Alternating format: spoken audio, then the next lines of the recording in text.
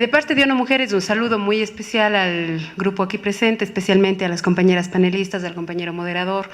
En el caso de aquí, hoy día, antes de venir, les oí conversando a las compañeras y tienen una barbaridad de cosas que decirles, así es que me voy a limitar a dos elementos básicos que tienen que ver con el mandato de ONU Mujeres.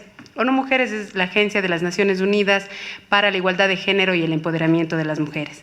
Esta agencia tiene documentos rectores básicos. Los tres principales son la Convención para la Erradicación de todas las formas de discriminación de las mujeres, la CEDAW, la Plataforma de Acción de Beijing y en este momento la Agenda 2030 para el Desarrollo Sostenible. Si bien la CEDAW es una especie de constitución global para la igualdad de género que usamos las mujeres y bastantes hombres ahora, y la agenda es nuestro horizonte común, tenemos a la Plataforma de Acción de Beijing, que es como nuestro plan operativo, es como nuestro plan de trabajo en este mundo para aportar a la construcción de igualdad de género. Dentro de este plan de trabajo, la Plataforma de Acción de Beijing, que está compuesto por dos esferas básicas o esenciales para el desarrollo igualitario de mujeres y de hombres y para el ejercicio de los derechos específicos de las mujeres, una de esas esferas es justamente el de comunicación. La esfera número 10, J, porque están nombradas por literales, es a la que me voy a referir hoy de manera muy sucinta. Esta esfera tiene dos objetivos esenciales para el logro de la igualdad. Uno es el incrementar la participación de las mujeres en los medios de comunicación, en los espacios de comunicación, e incrementar su participación especialmente en los ámbitos de decisión de los medios de comunicación.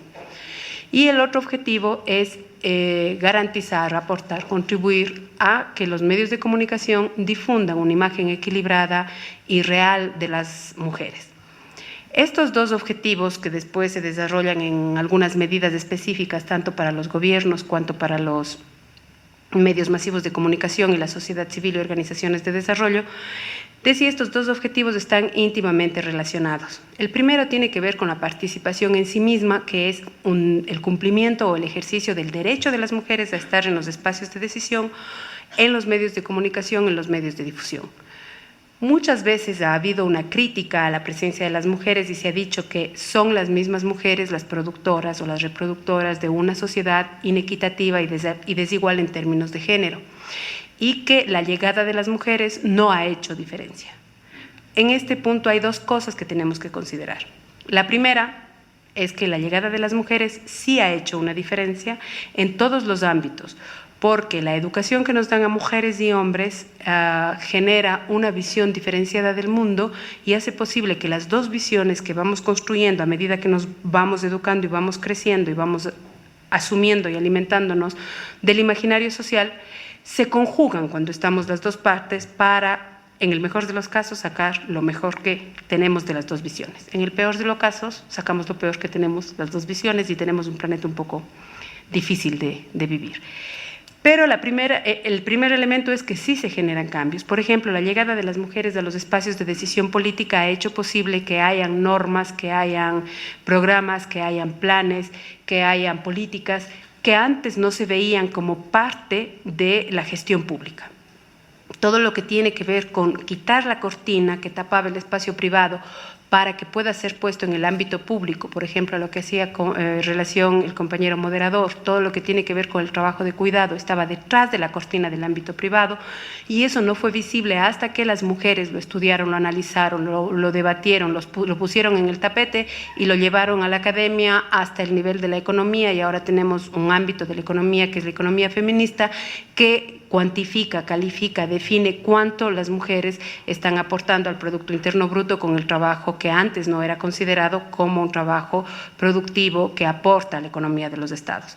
Entonces, la primera cosa, la propia llegada de las mujeres por sí misma, mejor dicho, la llegada de las mujeres para el cambio o para generar políticas, programas, proyectos, normas a favor de la igualdad, sí existe. No en la cantidad que queremos. ¿Por qué? Porque no todas las mujeres nos educamos para tener conciencia de género o hemos despertado a la conciencia de género, así como no todos los hombres han despertado a la conciencia de género, lo que implica entender las razones de las desigualdades y entender las causas que generan estas desigualdades y el por qué es necesario que estas desigualdades desaparezcan. Dicho esto, hago énfasis en algo que seguramente ustedes ya saben, pero que muchas veces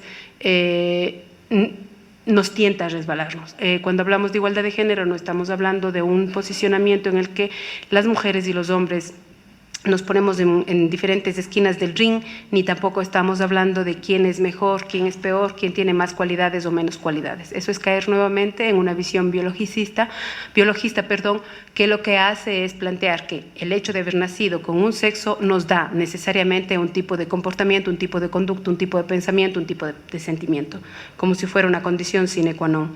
Y no es así, pero eso es otro tema y seguramente ustedes también ya manejan esto. Entonces, la segunda cosa que les planteaba es que la llegada de las mujeres, por el hecho de llegar, es necesario. ¿Por qué? Porque es el ejercicio de un derecho. Generalmente, nosotras, las personas de un territorio, por ejemplo, ecuatorianas, ecuatorianos, exigimos que las mujeres, cuando llegan al poder o llegan a los espacios de decisión, como decía antes, haga algo. Y he dicho que sí han hecho algo, pero todavía tenemos mucho que hacer. Pero aunque no hicieran ese algo diferente, transformador, las mujeres tendrían el derecho de llegar a los espacios de decisión en los medios de comunicación por el derecho en sí mismo. Les voy a contar un pequeño ejemplo que tiene que ver con la política. En el caso de Costa Rica, cuando la presidenta Chinchilla dejó el poder, los medios de comunicación hicieron una de estas encuestas y preguntas que hacen los medios, hicieron una pregunta: ¿usted volvería a votar por una mujer? ¿Cuándo en la vida, cuando hemos tenido un mal gobierno de un hombre, a alguien se le ha ocurrido preguntar: ¿usted volvería a votar por un hombre? Lo que hacemos es preguntar: ¿usted volvería a votar por X, por Y, por la persona en sí mismo? Pero no generalizamos un buen gobierno o un mal gobierno a todos los hombres. Pero en el caso de las mujeres, y en este caso específico y concreto, se generalizó y la pregunta fue: ¿usted volvería a votar por una mujer? Entendemos que el gobierno de la presidenta Chinchilla no fue tan popular como se hubiese querido. Pero fíjense ustedes cuán naturalizado está el hecho de que las mujeres sean como las recién llegadas, o la exigencia de la calidad de las mujeres en los espacios de decisión para que puedan llegar a los espacios de decisión. Estamos de acuerdo, absolutamente de acuerdo, en que mujeres y hombres que llegamos a los espacios de decisión tenemos que ser lo más preparados posible, lo más preparadas posible, tenemos que responder a las agendas de la población, tenemos que, si estamos en el Estado, garantizar los derechos que el Estado tiene que cumplir, si estamos en los medios de comunicación, tenemos que ser mecanismo para no solo el ejercicio del derecho a la comunicación, sino para el ejercicio de los otros derechos, que esa es la gran riqueza de la comunicación social. No solo es un derecho en sí misma, sino que posibilita el ejercicio de los otros derechos. Entonces, nosotros debemos exigir de mujeres y hombres la mejor calidad posible y formar a mujeres y hombres para que esto sea posible.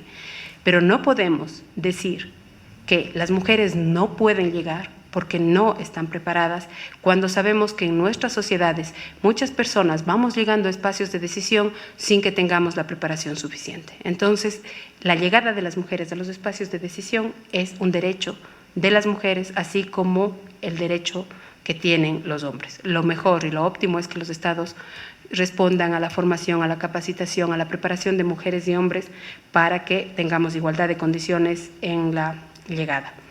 En el caso del segundo objetivo, el manejo de una imagen no distorsionada de las mujeres, el manejo de una imagen equilibrada de las mujeres, es un llamado a los medios de comunicación para que propongamos imágenes y discursos mediáticos en los que las mujeres y los hombres puedan verse como parte de la misma especie, diferentes somos, pero iguales en derechos, iguales en posibilidades, iguales en oportunidades.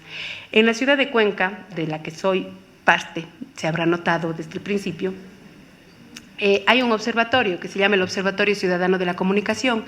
Este observatorio es una experiencia dentro del país que lo que hace es medir el tipo de discurso que tienen las publicidades, las noticias por áreas, por ejemplo, las noticias políticas, las noticias económicas, y ahora ha incursionado en hacer el análisis de los discursos dentro de las redes sociales.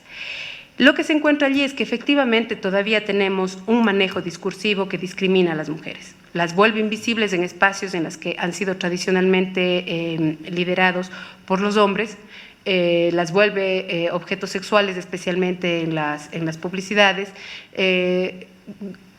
profundiza la división sexual del trabajo, ubicando a las mujeres siempre en el espacio privado y no en el espacio público, desvaloriza el espacio privado, lo muestra solamente como un espacio en el que se pueden manejar las cosas desde el afecto, que es esencial, pero no se muestra el aporte que tiene el trabajo dentro de casa para el desarrollo de los estados. Entonces, la invitación es a que, por ejemplo, a los estados a aportar para que los medios de comunicación incrementen, engrandezcan su nivel de discurso para la construcción de igualdad, siempre respetando la libertad de expresión, lo manda así la esfera J y los otros instrumentos internacionales de derechos humanos. Se les pide a los medios de comunicación, a los gremios de periodistas, a los gremios de comunicadores y comunicadoras que desarrollen códigos de ética, que actualicen sus códigos de ética al marco de derechos humanos vigente, y esto está dentro del marco de los derechos humanos vigente, derechos que han sido en el caso del Ecuador firmados absolutamente todos. Y exige a la sociedad civil, pide a la sociedad civil, la idea es que la sociedad civil pueda hacer control de los discursos, y este, por ejemplo, es el caso del Observatorio Ciudadano de la Comunicación, que no es el control social, no se refiere a cerrar un medio, porque la sociedad no tiene esa competencia. A lo que se refiere es a que haga vigilancia para que pueda, en espacios de conversación, de debate, de reflexión, ir construyendo conjuntamente con los medios de comunicación nuevos discursos. Esto también es parte de la experiencia que les comentaba del Observatorio Ciudadano. Allí manejan un área que se llama Jornadas de Profesionalización, en donde con expertas y expertos, conjuntamente con los y las periodistas de la ciudad, se hacen debates, se reflexiona, se discute sobre los productos que se están haciendo, los productos comunicacionales que se están dando a la ciudad. Los medios de comunicación tienen una influencia enorme en la sociedad, y la influencia se va acrecentando a medida que nuestro bagaje se va disminuyendo. Mientras menos acercamiento tengamos mujeres y hombres a los libros, mientras menos acercamiento tengamos mujeres y hombres a la naturaleza, en donde vemos cómo funcionan las cosas, mientras menos acercamiento tengamos a las personas mayores, a las personas adultas mayores, mientras menos acercamiento tengamos al entorno, más fácilmente nos alimentaremos de los mensajes mediáticos sin tener un filtro para poder discernir o discriminar qué es lo que está potenciando la construcción de una sociedad justa, una sociedad equilibrada, una sociedad de paz, una sociedad en donde mujeres y hombres podamos ser vistos y reconocidos como parte de la misma especie, y discriminar a aquellos que están siendo mensajes y discursos atentatorios contra los derechos humanos. Entonces, si bien los medios de comunicación, porque ha sido una larga discusión, ¿cuánta influencia tienen los medios de comunicación en la construcción de pensamiento? ¿Son los reproductores únicos, los creadores y recreadores de pensamiento? Es un debate que sigue en pie. Sin embargo, un elemento que planteamos desde ONU Mujeres a considerar es que a mayor distancia del conocimiento de la realidad a través de miles de mecanismos cotidianos como los que nombraba antes, libros, personas, naturaleza, mayor posibilidad de incidencia de un mensaje único que puede venir de parte de los medios masivos de comunicación. Entonces, lo que pretendemos en un día como hoy, por ejemplo, el 8 de marzo, es que los medios de comunicación resignifiquen el 8 de marzo. Los medios de comunicación, en muchos casos, lo que han hecho con el 8 de marzo es ponerle dentro de su agenda publicitaria para poder tener un mayor nivel de ventas publicitarias, porque evidentemente muchos de los medios viven de esto, ¿no? Sin embargo, el 8 de marzo no es un día de publicidad, es un día de conmemoración y de reivindicación de la lucha de las mujeres, especialmente de las mujeres trabajadoras. El 8 de marzo se recuerda cómo las mujeres trabajadoras exigieron mejores salarios, exigieron disminución de carga horaria, exigieron igualdad de oportunidades para poder acceder a trabajos que estaban negados para ellas, exigieron apoyo para el cuidado de los hijos y las hijas, es decir, exigieron que hayan derechos específicos considerando el específico rol que la sociedad les había asignado. Y que los medios de comunicación dijeran esto el 8 de marzo o lo plantearan directamente, abiertamente en sus spots, en sus propagandas, en sus discursos, en las noticias, realmente aportaría a que la sociedad conozca de qué se trata el 8 de marzo. Dejaríamos de regalarnos flores, dejaríamos de invitarnos a comer, dejaríamos de decirnos felicidades, sublime, madre hermosa, divina, buena y santa, sabiendo que habemos madres que podemos ser bien brujas. y dejaríamos de biologizar ese pensamiento místico de que las mujeres, una vez que parimos, dejamos de ser humanas y de cometer millones de errores y nos convertimos en vírgenes sublimes que nos sacrificamos constantemente.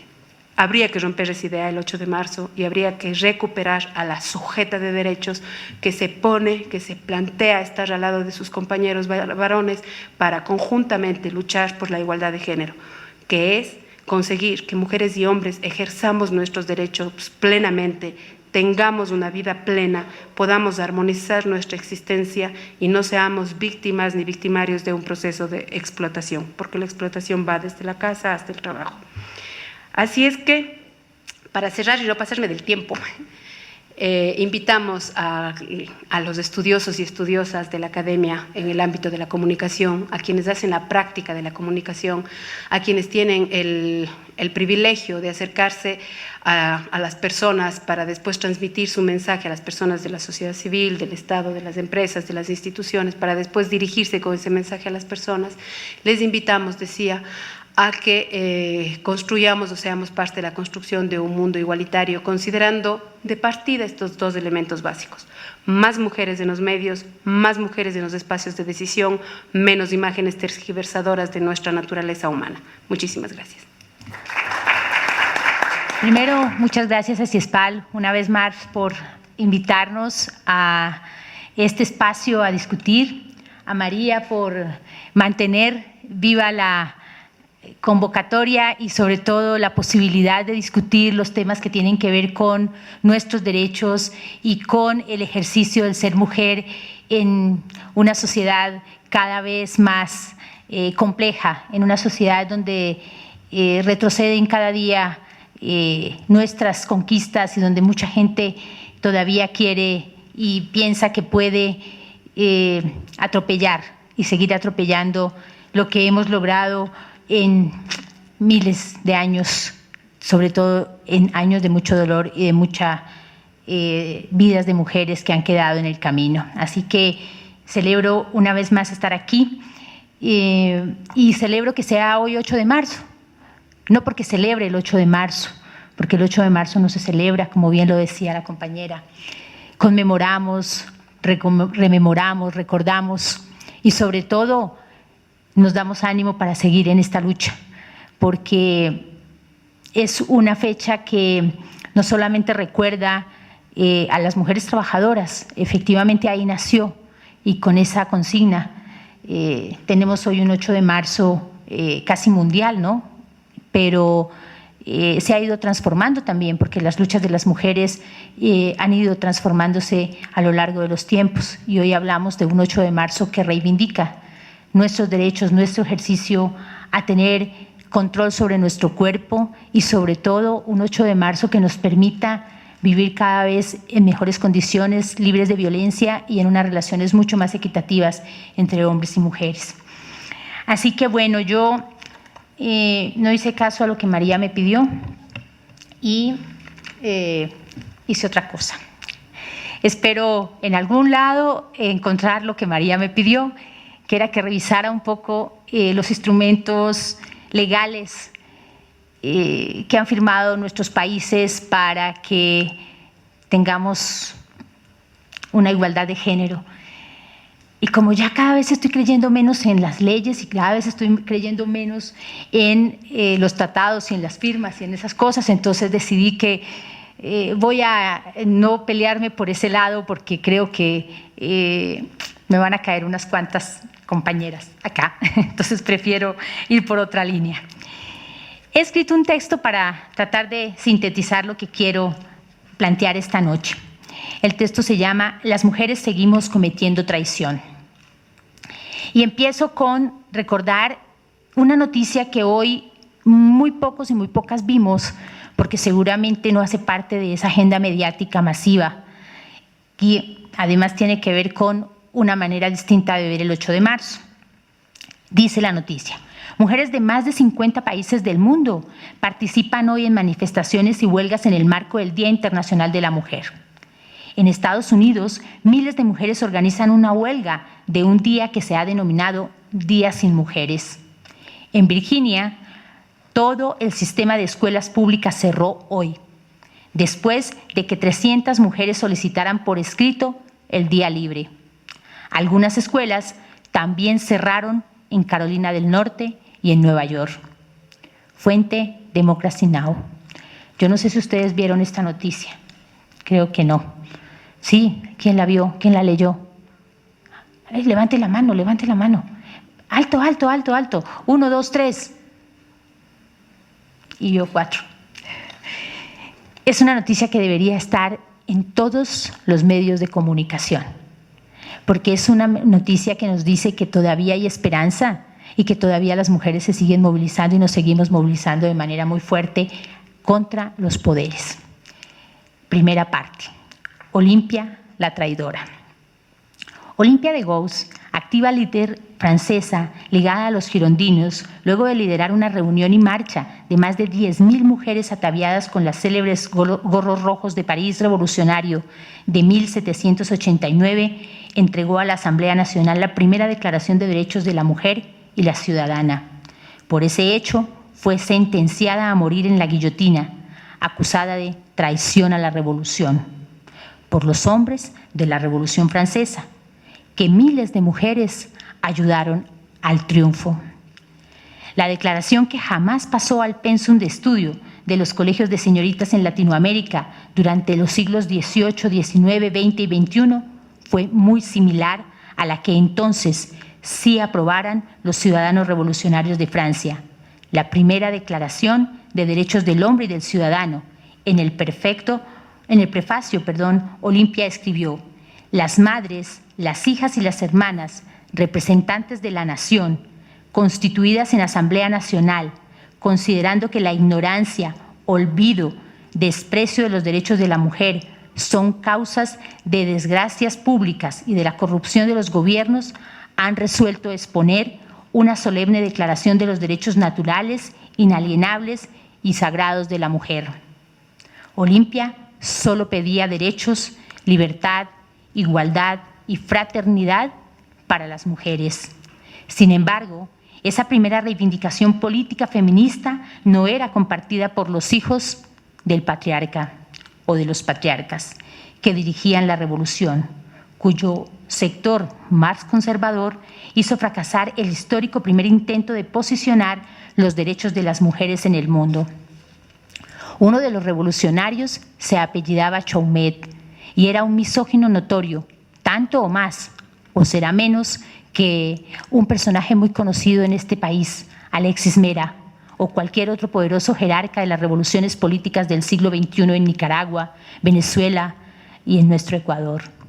Chaumet, al momento de pedir la guillotina para Olimpia, dijo: ¿desde cuándo le está permitido a las mujeres abusar de su sexo y convertirse en hombres? ¿Desde cuándo es decente ver a las mujeres abandonar los cuidados devotos de su familia, la cuna de sus hijos, para venir a la plaza pública, a la tribuna de las arengas, a realizar deberes que la naturaleza ha impuesto a los hombres solamente?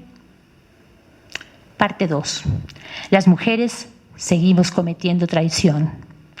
Reivindicando a Olimpia, y a pesar de lo que piensen los Chaumets de la época, subo a esta tribuna del siglo XXI a exponer algunas indecencias, propuestas y, sobre todo, propuestas feministas que confirman una tesis: los principales retos para alcanzar la igualdad de género nunca dejaron de estar en manos de los Chaumet de todo tiempo y geografía, en todo proceso político de poder, llámese revolución o contrarrevolución. Aunque ha desaparecido el cadalso y la guillotina, hoy como ayer, las declaraciones modernas de las Olimpias contemporáneas que suscriben sus derechos reproductivos y sexuales, civiles y humanos son postergadas en nombre de las prioridades y las creencias personales de los caudillos revolucionarios, o no convertidas en políticas públicas en Washington, Madrid, Quito o Managua.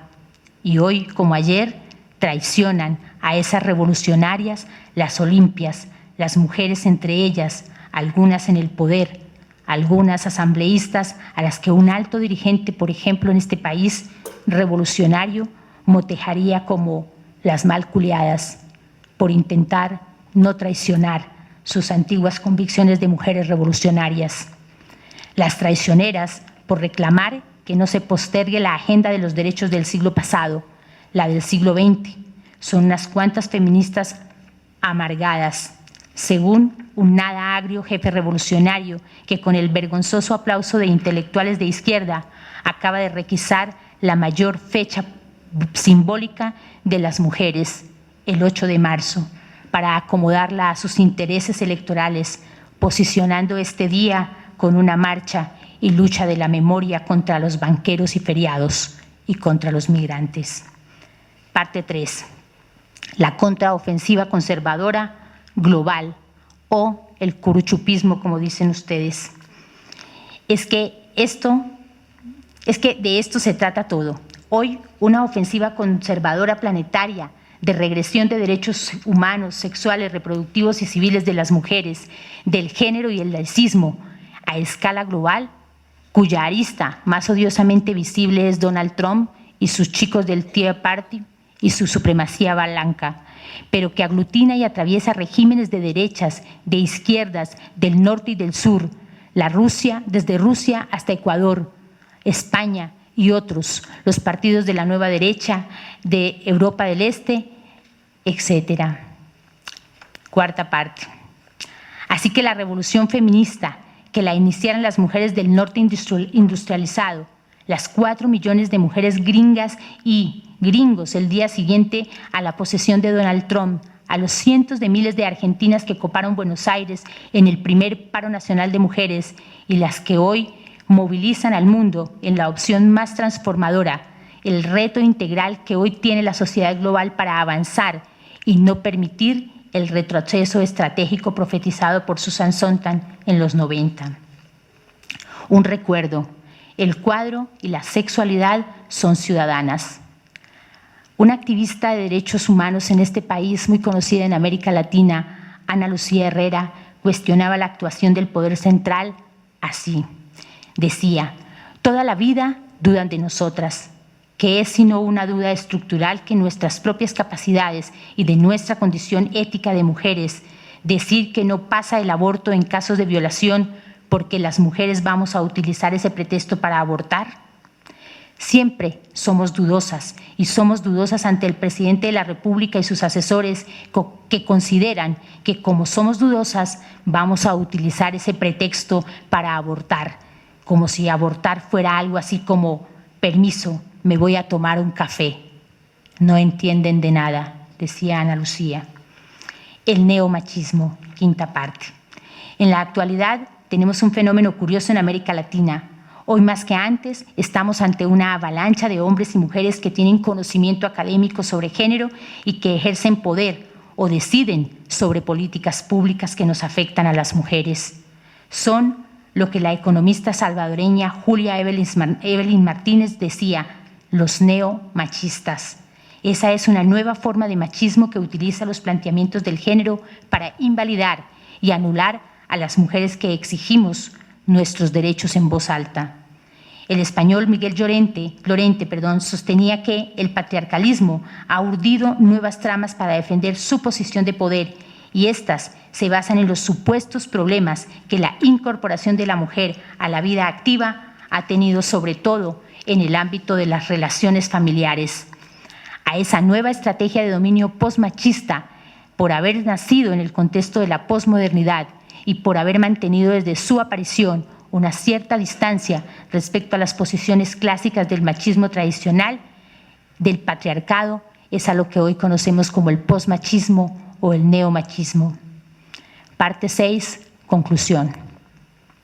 Está claro que en el mundo, en América Latina y en el Ecuador, hubo avances en varios temas sociales y económicos, pero este proceso tuvo serios límites en otros temas, en los que no avanzará más, por lo menos ahora, en el laicismo, separación conceptual de Estado e Iglesia, derechos sexuales, reproductivos y de mujeres, apertura a las disidencias, etc.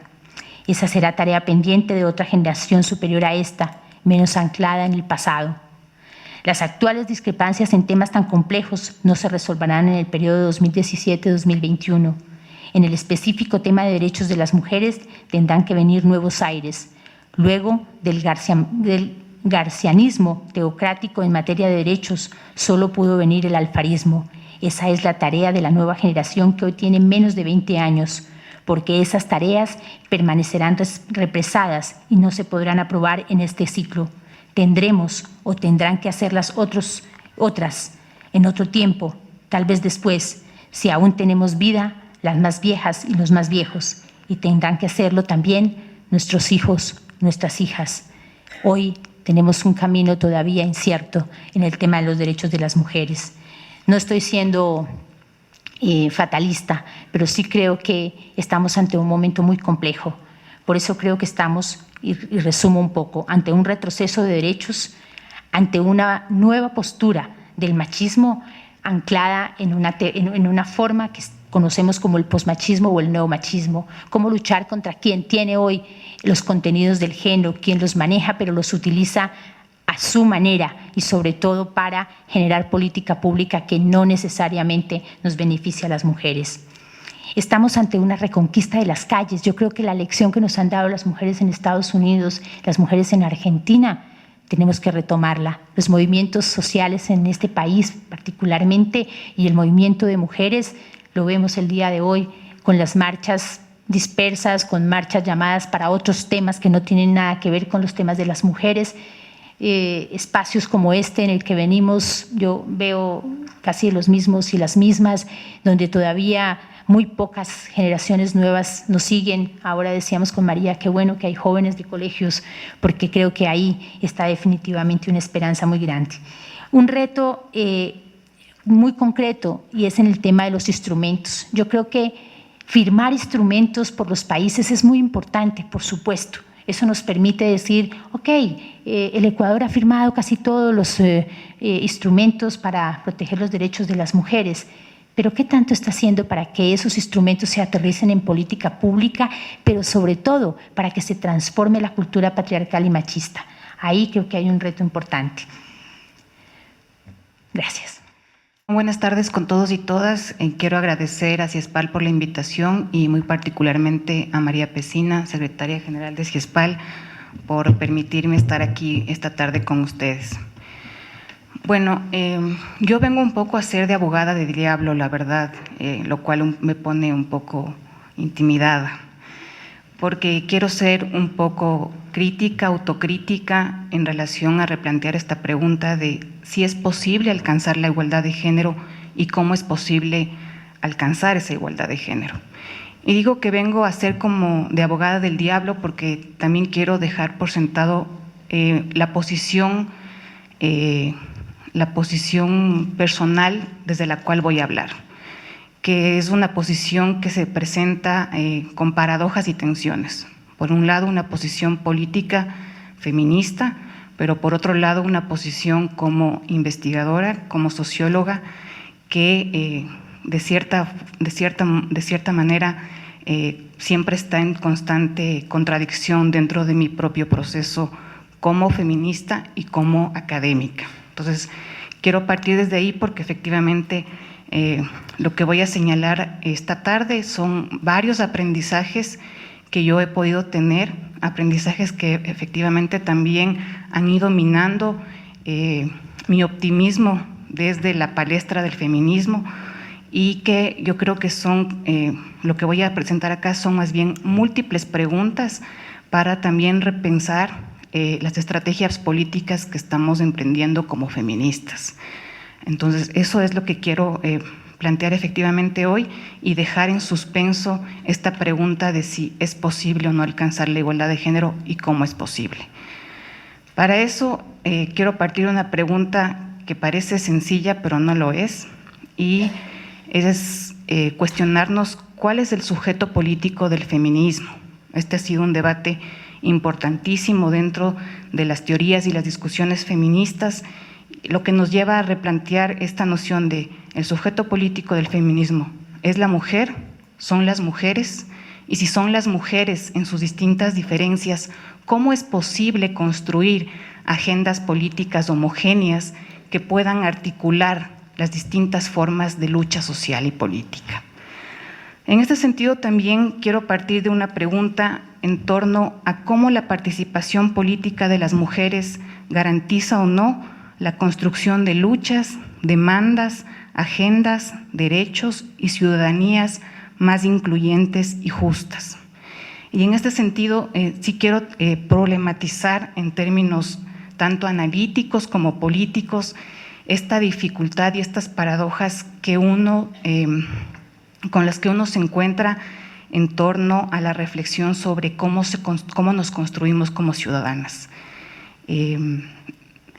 La compañera que precedió la charla antes que mí manifestaba, por ejemplo, este episodio en torno a la Declaración de los Derechos de las Mujeres, y ahí efectivamente lo que estaba en disputa era la construcción de un sujeto político, la construcción de un sujeto de derechos. Y lo que voy a hacer es plantearles, como ya les dije, más preguntas que respuestas, lo cual nos puede ocasionar muchas más angustias. Quiero primero también señalar que lo que voy a plantearles como cuestionamientos vienen articulados, como ya les mencioné, a partir de las investigaciones que yo he podido realizar sobre las formas de acción colectiva, las formas organizativas, los movimientos sociales de las mujeres, de las diversidades sexuales en 3 países de América Latina que he podido investigar, que son Ecuador, Bolivia y México. A partir de estos trabajos es desde donde yo he podido sacar este tipo de preguntas y cuestionamientos. Para empezar, quiero partir de un nudo analítico crítico, y esto tiene que ver con reflexionar sobre el concepto mismo de ciudadanía. ¿Qué entendemos por ciudadanía? ¿Es la ciudadanía un concepto y un precepto normativo o debe ser más bien entendido como un proceso de constitución y de lucha histórica?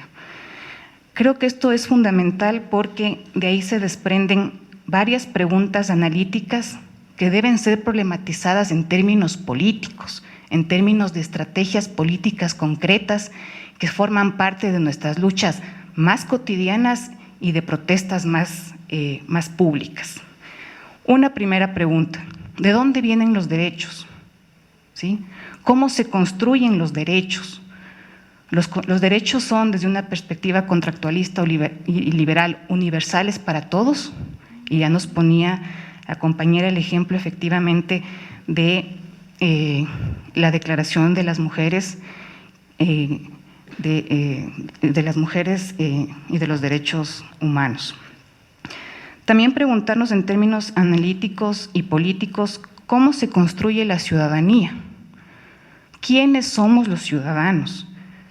¿Quiénes son los sujetos que son beneficiados o no de derechos? Y aquí uno puede ver, y por eso quiero también plantear la necesidad de pensar históricamente la consecución de derechos. ¿Qué se considera como injusto? Y aquí está, por ejemplo, esta línea de análisis en las que yo les decía que iba a ser como abogada del diablo. Si el sujeto del feminismo somos las mujeres en plural, y hay distintas formas de entender la injusticia dentro de los propios grupos de mujeres, ¿cómo canalizamos las diversas luchas políticas que van congregando a distintas formas de organización social? Para unas mujeres puede ser considerado como injusto no permitirles el derecho al aborto seguro, pero para otras mujeres les puede parecer que lo injusto es no garantizar el derecho a la vida desde la concepción. ¿Sí? Entonces ven que aquí hay un nudo analítico importante que debe ser problematizado al momento de poder articular las luchas. También hay que entender cómo se construye la relación entre los actores sociales y el Estado. Y creo que aquí también hay que plantear la noción de que, si bien es cierto, el Estado es un espacio de regulación y normalización del género y la sexualidad, también pueden haber aperturas en donde el Estado sea un actor importante para negociar cierto tipo de reivindicaciones. A esto me refiero, por ejemplo, en la necesidad de pensar en que los actores colectivos, en que las organizaciones de mujeres, en que las luchas feministas no deben de estar desarticuladas con el Estado. No debemos caer en el simplismo de decir no vamos a negociar con el poder, porque es a partir del Estado, es a partir del Estado desde donde se pueden construir y producir derechos y nuevas formas de vivir la ciudadanía inclusiva. También hay que entender que los actores sociales son diversos, somos diversas las mujeres, pero también estamos disputando espacios políticos con otros grupos y con otros actores colectivos. En las investigaciones que yo he realizado, por ejemplo, me ha parecido bastante sorprendente ver las disociaciones que uno puede encontrar de las agendas y demandas reivindicativas de varias organizaciones de mujeres con varias organizaciones, por ejemplo, de las diversidades sexuales. Cuando yo hacía entrevistas para estudiar qué pasaba y cómo se negociaban los derechos en la Asamblea del 2007, muchos grupos y muchos dirigentes y militantes, activistas, compañeros gays, eran muy tajantes en decir que a ellos no les interesaba la lucha por el aborto que varias organizaciones de mujeres promovían, porque eso les imposibilitaba canalizar su demanda, por ejemplo, sobre la lucha al matrimonio igualitario. Entonces, si ven, ahí hay una disputa que está articulada en torno a la sexualidad y el género, que era en la cual se producían múltiples tensiones. También hay que entender y preguntarnos cómo se reproducen las desigualdades sociales.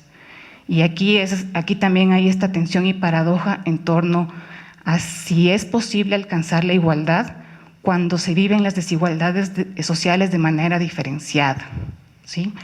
¿Cómo podemos alcanzar la igualdad de género cuando tenemos que tomar en cuenta que hay que transversalizar la perspectiva étnica, cuando hay que tomar en cuenta que la variable de clase también modifica la relación entre género e igualdad, cuando también pensamos que la diversidad sexual o las distintas formas de vivir la sexualidad también modifican las relaciones de género?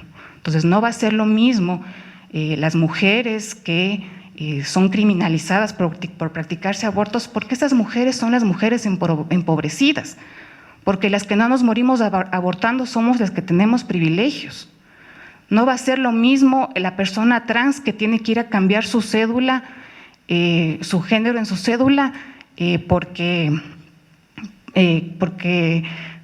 yo como mujer heterosexual no puedo hacerlo. Entonces yo, por ejemplo, en mis clases que doy sobre teoría feminista, les suelo decir a mis estudiantes, alcen la mano, y también les voy a preguntar a ustedes, alcen la mano, ¿quién se atrevería a ir mañana al registro civil a cambiar su sexo por su género en su cédula?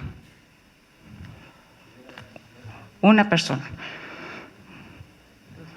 2, 3. Sí, a cambiar su sexo por su género, ¿ya? Entonces, miren, si ven que hay distintas formas de entender la injusticia, hay distintas formas de vivir las desigualdades, hay distintas formas de canalizar qué se entiende por justo y por injusto, ¿sí?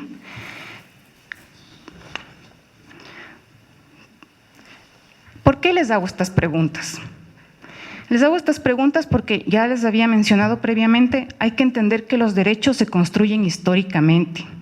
Los derechos son resultados de luchas históricas. Y en ese sentido, también soy un poco mesurada en pensar que los derechos no deben ser entendidos de forma progresiva, porque responden a tiempos, momentos históricos particulares. Efectivamente, uno quisiera que sean progresivos y que se alcance cierto tipo de metas. Sin embargo, las metas no van a ser siempre las mismas, ¿sí? Y los momentos históricos tampoco. Un ejemplo que quiero dar de ello es cuando yo investigaba cómo emergieron los movimientos sociales homosexuales, los movimientos homosexuales en México. Me encontré con un colega investigador que señalaba que el movimiento homosexual mexicano de los años 60 era meramente un grupo que hacía protesta callejera. Yo debatía con este colega y le decía, A mí no me parece que hacían protesta callejera, era una forma legítima de politizar una injusticia. No podemos pedir a los actores colectivos que en los años 60 reivindiquen el matrimonio igualitario. Era importante la visibilización porque respondía a ese momento histórico particular, ¿sí? Entonces, yo sí soy, como les decía, bastante mesurada en pensar que hay avances y retrocesos, que de hecho los hay, pero hay que entender la globalidad a través de los cuales se producen históricamente y se negocian esos derechos. También, y esto está muy ligado con el siguiente punto, que es entender la construcción es entender que la construcción de derechos se disputan en los campos político y social. Y ahí también hay que entender que lo que está en juego son las distintas formas de disputar lo que Nancy Fraser llamaría los sentidos de la política de las necesidades. Es decir, que el Estado también tiene formas particulares de entender qué tipo de derechos se garantizan o no.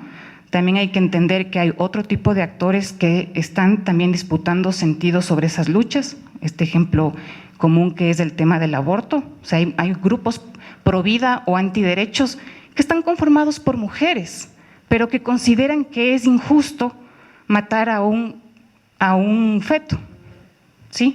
Y hay otras mujeres quienes luchamos por la defensa de la vida y de la salud de las mujeres.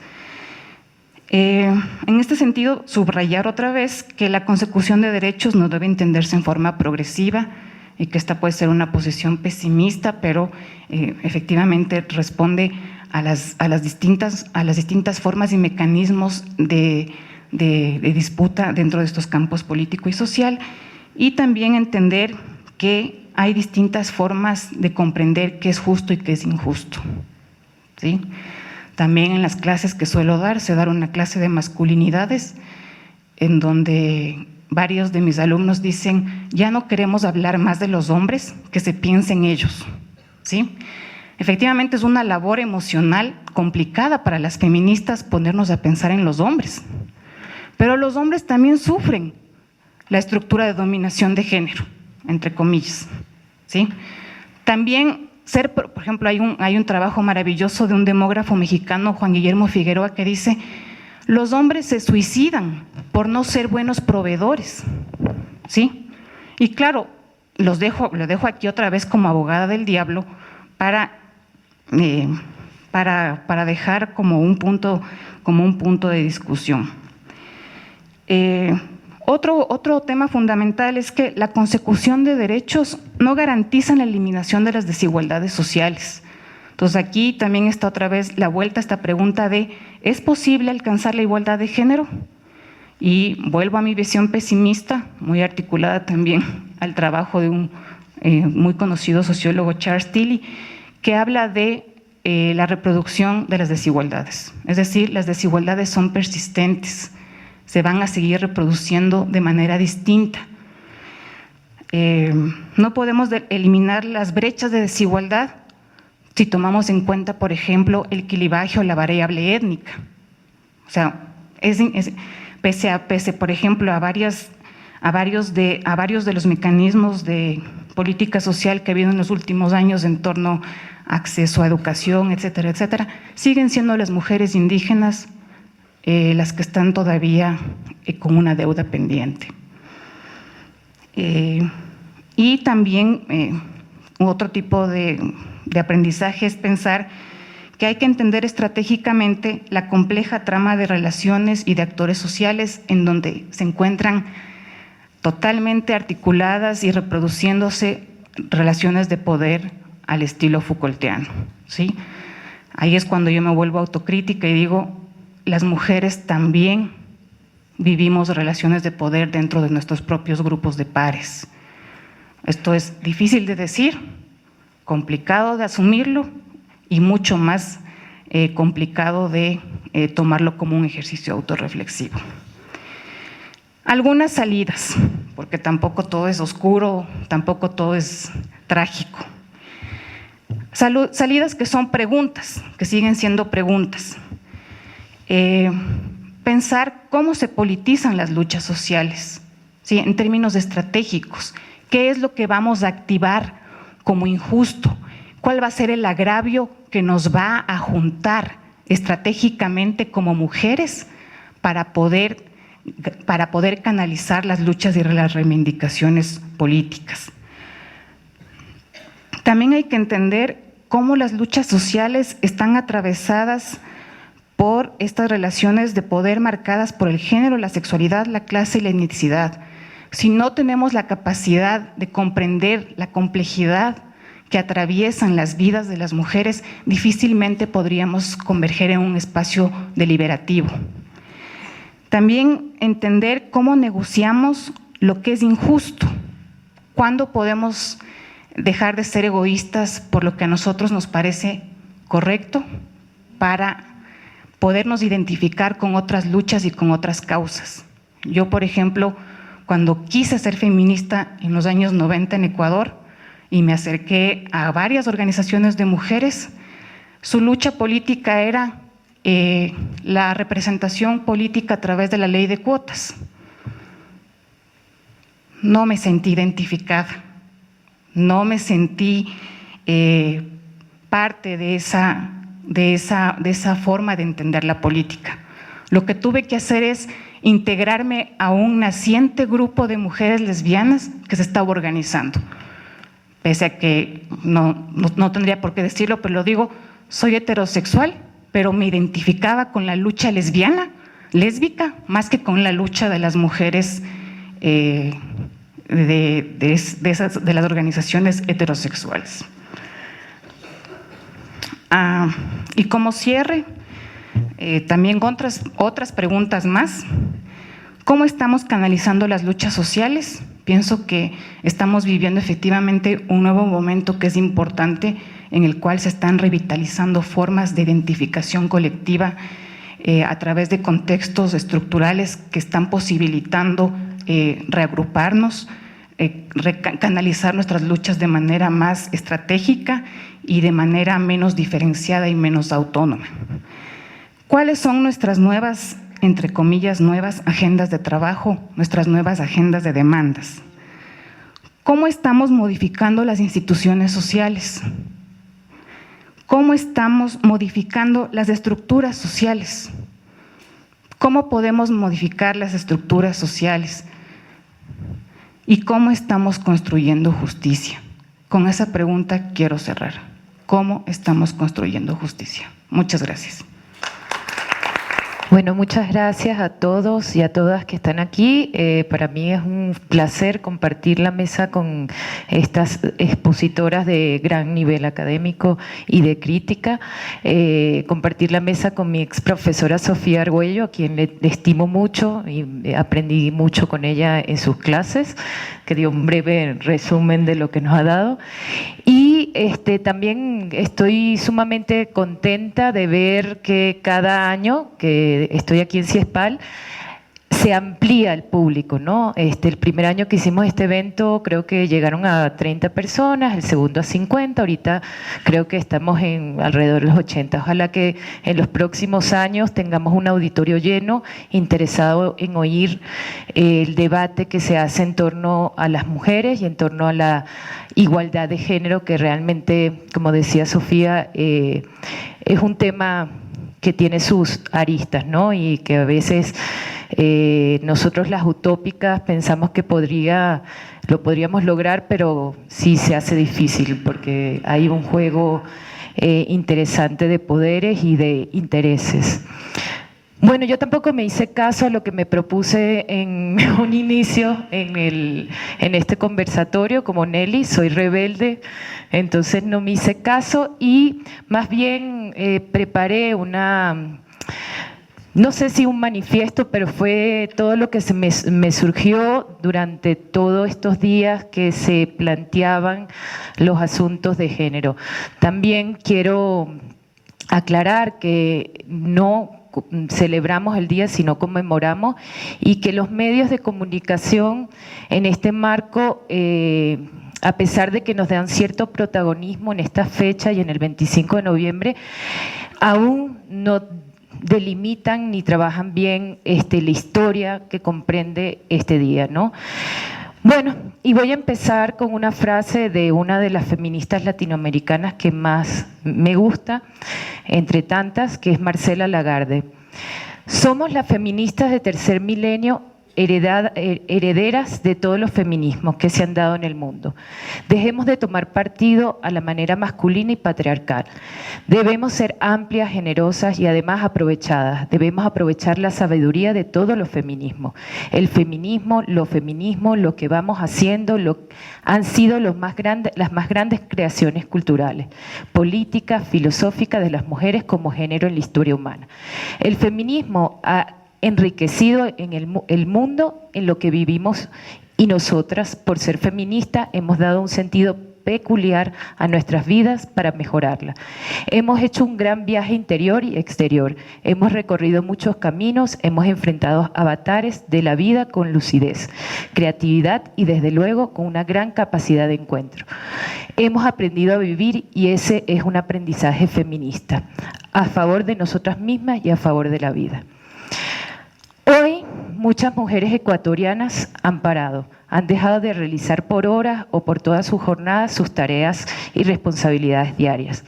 Esto como respuesta a la violencia social, legal, política, moral y verbal que actualmente experimentamos las mujeres en distintas latitudes. El paro internacional se puso en marcha en más de 30 países. Por ahora será difícil predecir su alcance, si bien sus organizadoras se reflejan en la fuerza que se demostró en los movimientos civiles que alimentaron la marcha de mujeres en Washington del 21 de enero, que reunió más de 500.000 personas en la capital federal. O también lo que sucedió el 19 de octubre del 2016, la huelga general de mujeres en Argentina, que se llamó Miércoles Negro, y llevó a decenas de miles de manifestantes al centro de Buenos Aires en respuesta a los femicidios, como fue el caso de Lucía Pérez, el 8 de octubre, quien fue asesinada brutalmente. Lucía tenía tan solo 16 años. Este crimen conmocionó al país y al mundo. Antes del femicidio de Lucía, el 3 de octubre, las mujeres de negro en Polonia tuvieron un éxito en la jornada de huelga y con ello lograron impedir que el gobierno aprobara mayores penalizaciones sobre el aborto. En este ámbito, este país ya tiene una de las leyes más restrictivas de Europa. También hubo eventos similares en Perú, Chile, Bolivia, Guatemala, México, Irlanda, Corea del Sur, Australia, Rusia, Ecuador, entre otros. Las mujeres hemos estado movilizando bajo el lema "La solidaridad es nuestra arma". Hasta ahora, estas movilizaciones no han tenido relación con partidos políticos, han sido expresiones espontáneas que derivan del escenario brutal que viven a diario las mujeres. Por ello, quienes protestamos intentamos visibilizar nuestros problemas y nuestros aportes. Con estos actos estamos tratando de reclamar también el control de nuestras vidas y crear un tejido fuerte para lograr la igualdad de género y así lograr una justicia social. Asimismo, exponemos nuestro descontento, nuestra crisis cotidiana, nuestro enfrentamiento continuo con la violencia. Con estas movilizaciones estamos unificando las luchas feministas. Como señala Silvia Federici, estamos abriendo un espacio de transformación y conciencia. A pesar de algunos avances, no hemos logrado la autonomía que se deseó y por ello es necesario pensar estratégicamente qué queremos. La equidad de género es vital para mejorar las condiciones económicas, sociales, políticas, culturales de la sociedad en su conjunto y también contribuye a lograr una ciudadanía más integral y a fortalecer la gobernabilidad democrática. Para lograrlo es importante y necesario que problemas como la pobreza, la falta de acceso a la educación, servicios de salud y la falta de oportunidades de empleo y trabajo productivo dejen recaer principalmente en las mujeres. Asimismo, que se formulen y estructuren los medios pertinentes para desarrollar las mismas capacidades, oportunidades y seguridad, reduciendo su vulnerabilidad a la violencia y al conflicto, con el fin de que tanto los hombres como las mujeres tengan la libertad y la capacidad de elegir y decidir de manera estratégica y positiva sobre sus condiciones de vida. Siempre han existido formas de inequidad e injusticia respecto a aquellos a los que se consideraban más débiles o menos preparados para determinadas cosas.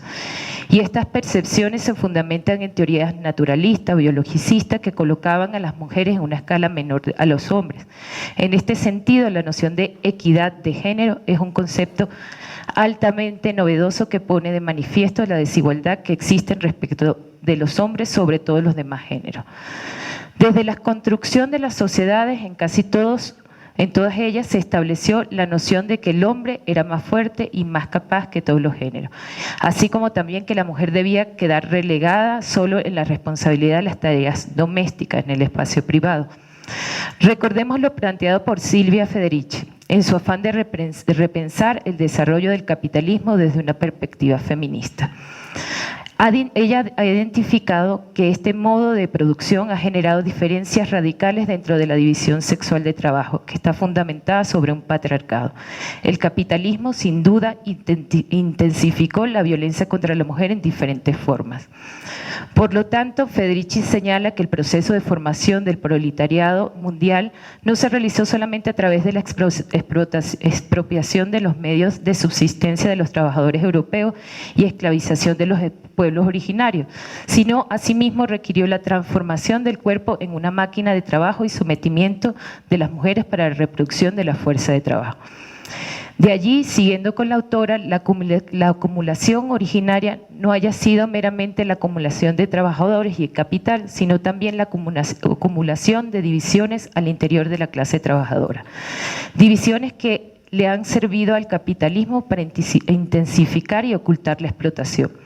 Recordemos que el capitalismo vino con dos elementos fundamentales en su construcción y desarrollo, que son el racismo y el sexismo.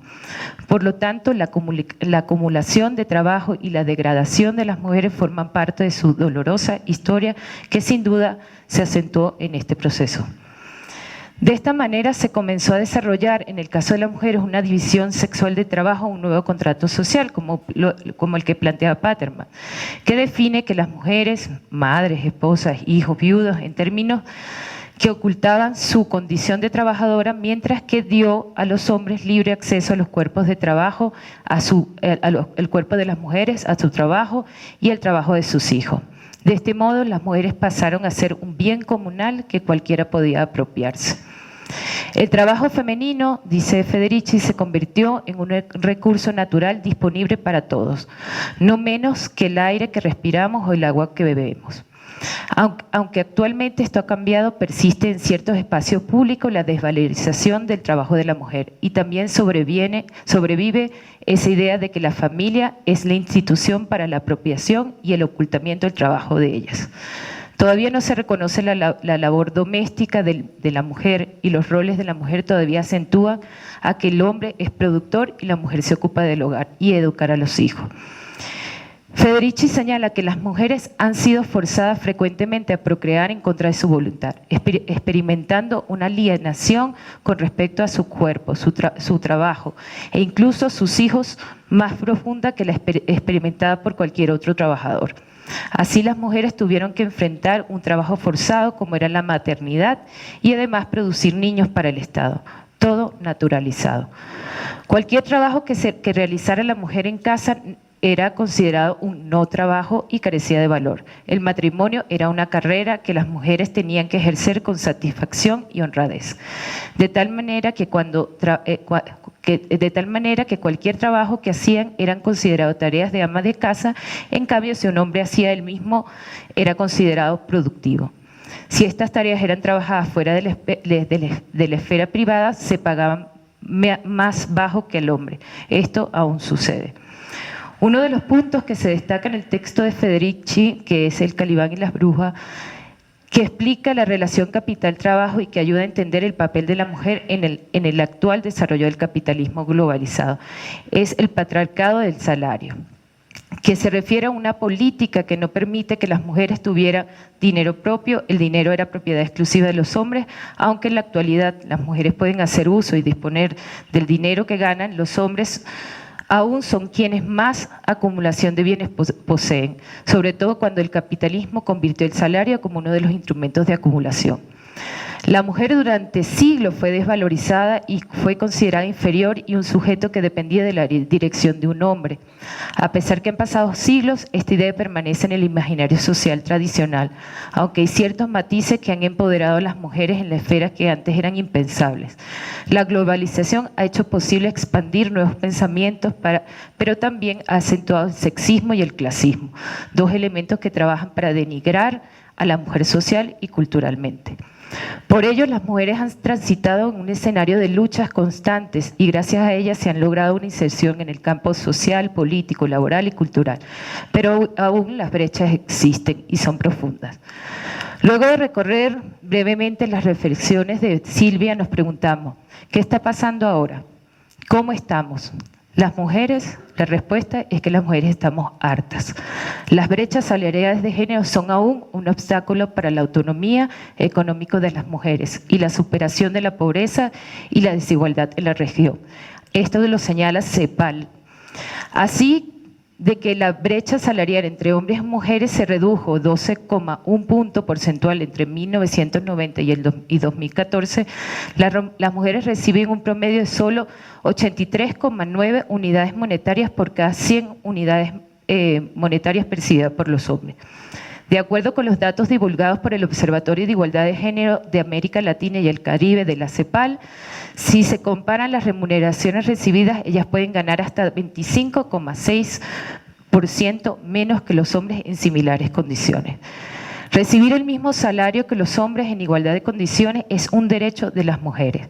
Es un requerimiento ineludible para que ellas logren su autonomía económica y para avanzar en la igualdad de género.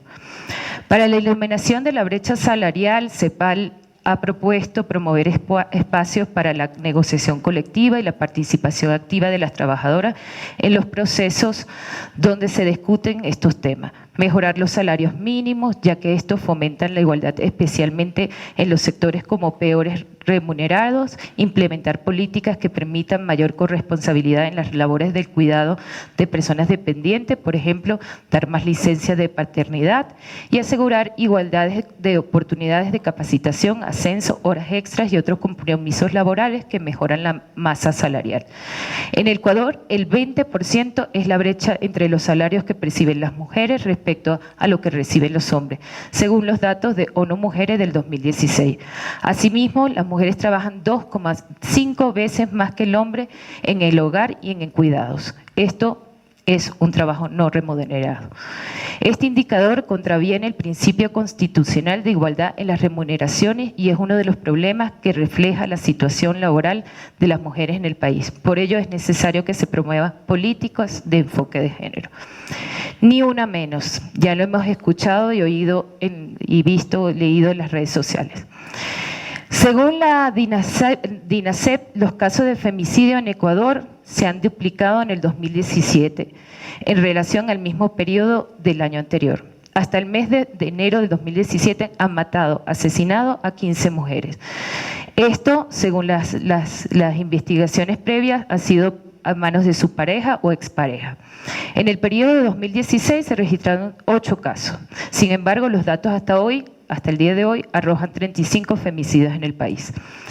Ecuador, desde el 2014, cuando entró en vigencia el Código Orgánico Integral Penal, se tipificó el femicidio como sentencia hasta 40 años de cárcel. Ecuador está dentro de los 10 países que ha tipificado el femicidio. El femicidio es una consecuencia de violencia y machismo arraigado en la sociedad. Estos no son crímenes aislados, sino producto de una estructura de desigualdad y de opresión y de control hacia determinado género. Siguiendo la ruta de injusticias y desigualdades, encontramos que 6 de cada 10 mujeres sufren violencia de género en Ecuador. El 90% de las mujeres casadas unidas han sufrido violencia y no se separan. El 60,6% de las mujeres en Ecuador ha vivido algún tipo de violencia. La violencia contra la mujer no tiene mayores diferencias entre las zonas rurales y urbanas. En la zona urbana el porcentaje es 61,4% y rural 58,7%. Esto según la primera encuesta de violencia de género realizada por el Instituto Nacional de Estadísticas y de Censo. El 90% de las mujeres que han sufrido violencia por parte de su pareja no se ha separado, y de este grupo el 59,9% no piensa separarse, el 23,5% se separó por un tiempo y regresó con su pareja, y el 11% piensa separarse. Según este estudio, 52% de las mujeres, a pesar de ser sujeto de violencia, no se separa porque consideran que las parejas deben superar las dificultades y mantenerse unidas. El 46,5% piensa que los problemas no son tan graves, el 40,4% quiere su pareja, mientras el 22% no puede sostenerse sola económicamente. Según la encuesta, 1 de cada 4 mujeres ha vivido violencia sexual. El tipo de violencia más común es la psicológica, 53,9%. De las que han sufrido violencia, el 76% ha sido parte de su pareja y expareja, el 83% de ellas ha vivido violencia física y el 76,3% violencia psicológica. La que menos sufren es la violencia patrimonial, que es con el 28,9%. Finalmente, es necesario acciones y aplicaciones de normativas que abolen las desigualdades. Mientras solo exista 67 países que cuenten con leyes contra la discriminación de género en las prácticas de contratación, mientras hay 18 países que los esposos pueden impedir legalmente que sus esposas trabajen, mientras sigan aumentando los índices de femicidio, mientras no podamos caminar con libertad en las calles sin ser acosadas, mientras persista la violencia, mientras sigamos siendo cosificadas, sexualizadas y estereotipadas por los medios de comunicación y la sociedad, mientras no tengamos control sobre nuestros cuerpos, entre otras cosas, estamos lejos de lograr la igualdad de género y erradicar la violencia de género. De esta manera, nuestra tarea será seguir vindicando a las mujeres, seguir denunciando, debatiendo y avanzar en un feminismo para todas. No queremos flores, queremos derechos. Muchas gracias.